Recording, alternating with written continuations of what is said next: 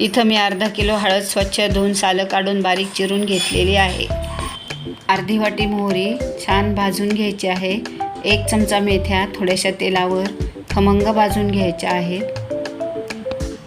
भाजलेली मोहरी, मेथ्या आणि 1 चमचा हिंग मिक्सरमधून पावडर करून घ्यायची आहे। पावडर करून झाली आहे। हे सगळं मिक्स करण्या अगोदर आपल्याला फोडणी करून घ्यायची आहे। आता भांड्यामध्ये हळद, बारीक चिरलेली हळद घालूयात, सगळा मसाला घालूयात, अर्धी वाटी मीठ घालूयात आणि चांगलं मिक्स करून घेऊयात। अर्धी वाटी लिंबाचा रस घालूयात आणि छान मिक्स करून घेऊयात। फोडणी थंड झालेली आहे, ती घालूयात। फोडणीमध्ये 3 टेबलस्पून तेल, मोहरी, मेथ्या आणि हिंग घातलेला आहे आणि तिखट घातलेलं आहे।